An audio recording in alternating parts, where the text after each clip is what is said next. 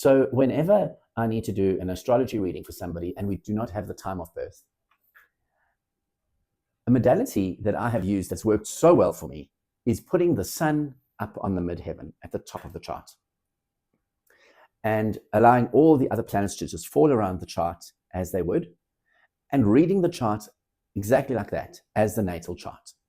It's very powerful, and it's proved to be very accurate in terms of timing of events in relation to transits and reading the person's chart, and it still gives you all the aspects between the different planets as well.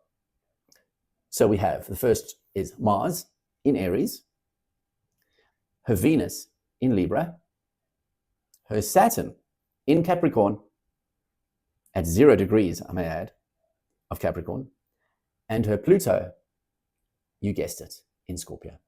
Those are 4 planets. 3 of them are the most inner personal planets in their highest dignity. That gives the person a very, very strong influence in life, and having all their faculties about them to go about achieving what they want to achieve in life. So that's the first thing. Now, the other thing that's very interesting, if we have to go ahead and read this chart as her natal chart, we see that she has a lot of affinity and connection to the 8th house itself. And that's where Scorpio's true power and strength lies, is connection to the 8th house, or being in the 8th house. So she doesn't have planets necessarily directly in the 8th house, apart from Venus, which is very far up in the Scorpio house, already changed sign into Libra. The ruler of her 8th house is Virgo. And her Venus is high up in the 8th house, literally 4 degrees away from being in the 9th house. But nonetheless, it's still in the 8th house. Interestingly enough, Charlie Kirk was Libran, and her Venus is in Libra in the 8th house. So we could say that that would be Charlie Kirk. Going back to connections to the 8th house, we can explore that a little bit. First of all, Scorpio itself has 2 rulerships. It has a daytime rulership and a nighttime rulership. Or we could say an ancient rulership and a modern rulership. Its ancient nighttime rulership is Mars.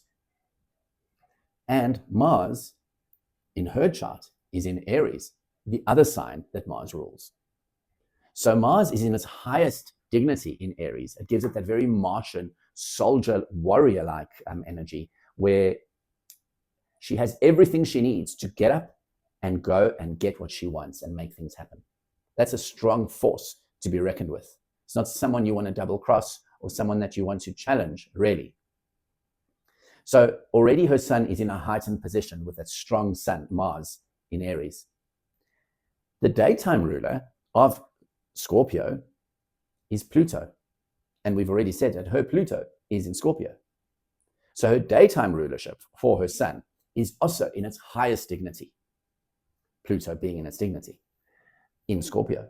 Again, giving her a very cutting edge, cutthroat approach to life with a strong intensity, a lot of magnetic energy about her. So this gives her a lot of strength.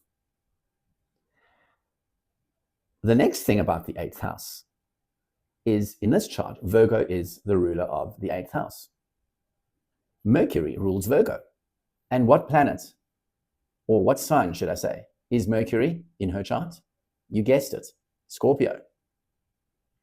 So if we have to look at the 8th house, what does the 8th house mean? The 8th house is many, many things, as all the houses represent different things. But the 8th house has to do with corporations, other people's money, banks, institutions, taxes, inheritance. It is our soulmate, our marriage commitments, our wedding vows, our 8th house. They are deep and they are soulful. It's the color black. There's a darkness to it. It's the occult. It's the hidden secrets of life, the laws of the universe. It is the kinkier side of sex. It is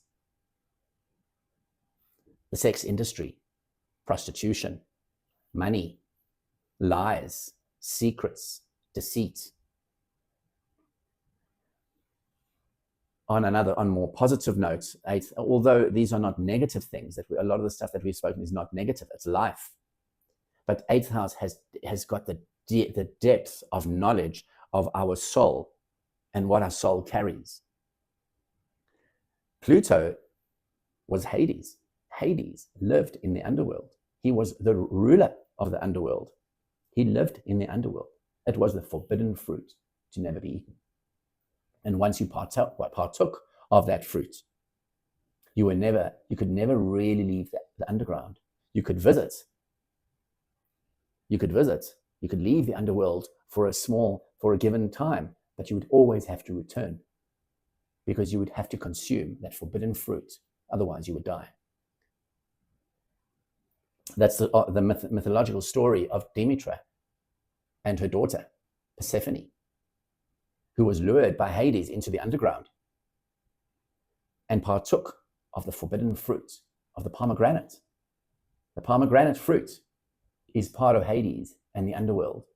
And it's such an intricate fruit because you peel off that outer layer and it's this beautiful depth of color of the pomegranates.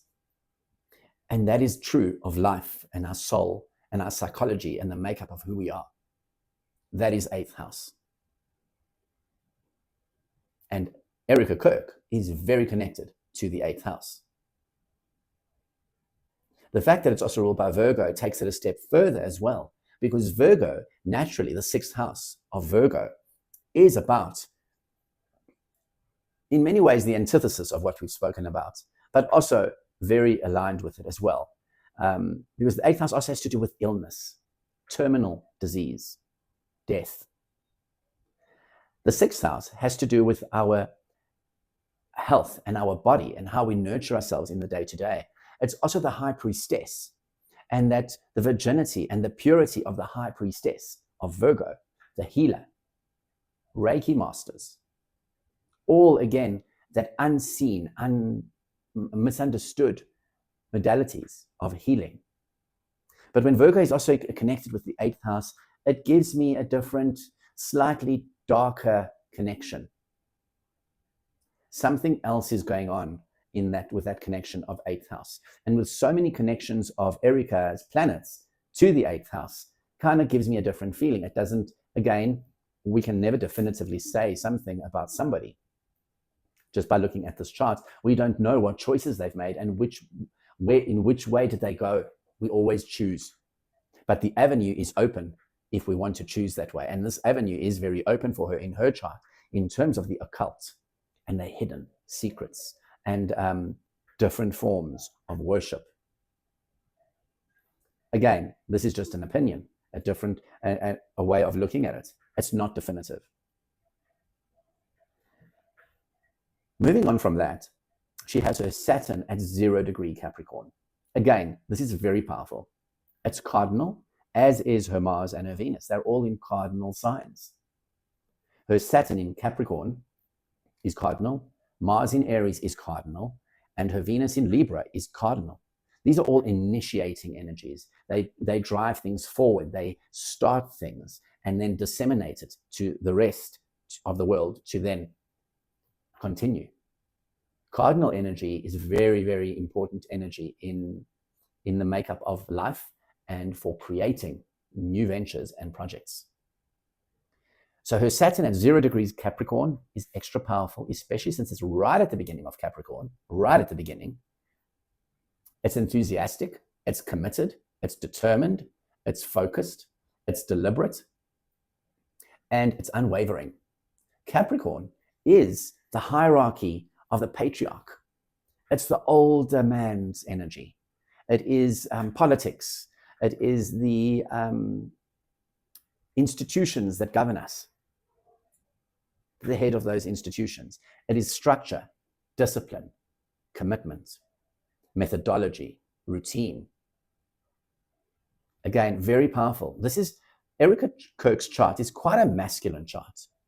She's very masculine in her positioning of her planets. Her Venus in Libra is also, of course, beautiful. That goes without saying. And she has a knack for partnerships, yielding partnerships, creating new partnerships, be that in business or in her marriage. Another interesting aspect that she's got here, or I should say planet, is her moon is in Aries. And this, she definitely, regardless of time of birth, she has a moon in Aries, because at midday, her moon is at 20 degrees of Aries. So if she was born earlier or later, she would still be in Aries. So again, this is very interesting because it just gives it a very independent moon, emotionally very independent, self-reliant, self-focused as well, and deliberate on the self, and driven. And with her Mars in Aries as well, in its highest dignity, it also gives that moon an extra edge of motivation and enthusiasm to go and make things happen out in the world. So that is, in a nutshell, Erika Kirks' chart. I'm not going to go too much into detail on the aspects or anything of that. There isn't really anything extreme. Her Mars does square her Saturn from Aries to Capricorn. So that can, there are times that could get her into a bit of trouble in terms of the way she would go about achieving things could sometimes be a little bit underhanded or cutthroat, a little bit forceful, and that would definitely get her into a bit of trouble. She has her North Node in Pisces, and that's in a beautiful trine to her Pluto. So through her transformation, because Erika would definitely in her life be going through, the one aspect is with a very strong connection to 8th house, you do go through a lot of transformation. The 8th house is about death and transformation, evolving, becoming something new, shedding the old skin. It's a constant process of becoming something new, evolving into something new. A lot of the times it's a painful experience, or it comes through difficulty or scandal, in this case, in Erika's case, because it seems like she's been surrounded by scandal. This is not the first time. Even in the past, there are stories about Erika. Now, whether those are true or not, I don't know. There's just a lot of discussion and speculation on Erika's past and things that she's been involved in the past. So, but her North Node is trining that Pluto. So through the transformations and through the growth that she goes through, it accelerates and helps her achieve her North Node, which her North Node is where we yield, where we attempting to go in our lives, where we are heading to in life. And she's heading towards Pisces, which has to do with compassion, empathy, gentleness. It's a very different energy to what we're dealing with in this lifetime. Her South Node, interestingly enough, is in Virgo. So she's coming from the Virgo aspect, which we've spoken about, and heading towards Pisces, which has more of a surrendering, going with the flow energy. And that's where she's yearning to go. And the Pluto, which is the ruler of her Scorpio, of everyone's Scorpio, but her Scorpio, is trining, is in support of that. So that is her chart. I hope you've enjoyed my analysis. My name is Carlos. This is my new astrology channel called Aura Astrology. I'll be posting a lot more content, hopefully. And my next podcast is going to be on Erika's progress chart as to where is she right now in relation to her birth chart, and what are the transits affecting Erika right now, and how moving forward, what is she dealing with? What is going on for Erika, and how are things playing out for her? Because it looks like there's some rocky road coming up. I'll also be going into TP USA's chart, because that's also a very interesting chart that I want to share with you. And we can actually start tracking everything that's going on with TP USA and Erika into a timeline. I'm going to start a timeline, and I want to start tracking that with the astrology, because that could be a very nice way of sharing the astrology. I love the astrology. I love astrology. I started studying astrology in 2010 and 2011. I've never stopped, never looked back. I do consult with clients as well. I do readings. I do natal chart readings, which are soul contract readings, and also the year ahead, how things are looking, and even broader cycles of life as well. I enjoy going into the broader cycles of 4 or 5 year patterns of what energy we're entering, depending on what that is looking like. So I'm going to be sharing a lot more, hopefully, and I hope you enjoy my content. If you enjoy it, please like and subscribe so you can see more of my podcasts, and I'm looking forward to the next one. Thank you so much.